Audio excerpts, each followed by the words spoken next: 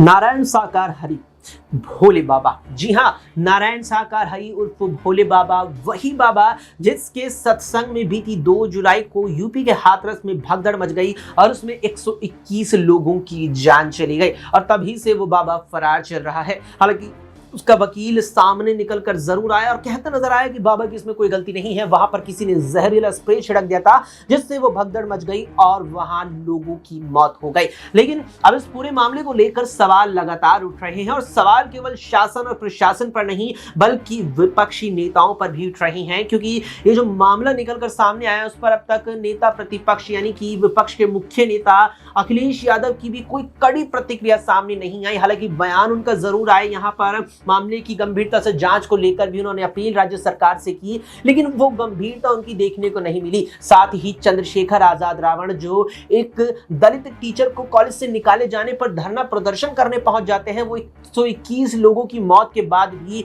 पीड़ितों को सांत्वना देने नहीं पहुंचते। हालांकि कांग्रेस के सांसद और लोकसभा में नेता प्रतिपक्ष राहुल गांधी हाथरस जरूर पहुंचते हैं, पीड़ितों से मुलाकात करते हैं और उन्हें सांत्वना भी देते हैं। इस पूरे मामले को लेकर विपक्षी नेताओं पर भी सवाल उठ रहे हैं, लेकिन एक ऐसी नेत्री हैं जो इस सवालों के घेरे से दूर हो गई हैं। यहाँ नाम है बसपा सुप्रीमो और सूबे की पूर्व मुख्यमंत्री मायावती। जी हाँ, इस कारण पर मायावती ने तो अपनी कड़ी प्रतिक्रिया जाहिर की है और आड़े हाथों लिया है यूपी प्रशासन और राज्य सरकार को भी। साफ तौर पर मायावती की प्रतिक्रिया इस पर सामने आई और कहती नजर आई हैं वे कि कहीं ना कहीं बाबा को बचाने की कोई साजिश तो नहीं रची जा रही है, क्योंकि इस बाबा के चलते ही यहाँ 121 लोगों ने अपनी जान गंवाई है और न जाने कितने परिवारों ने अपने यहाँ करीबियों, अपने परिवार के बड़े और बच्चों को खो दिया है। बता दें कि इस पूरे मामले की जो एफआईआर निकलकर सामने है उसने भी वाकई में हर किसी को चौंका दिया। उस एफआईआर की कॉपी इस वक्त हमारे साथ दी है, जिसमें देखा जा सकता है कि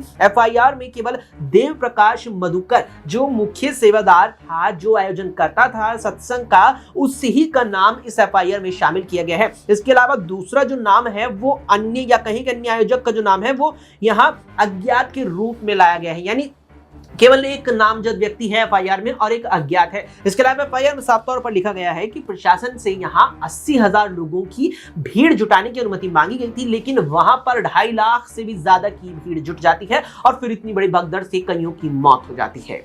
फिलहाल के लिए इतना ही। देश और दुनिया की तमाम खबरों के लिए आप देखते रहें SPN9 न्यूज।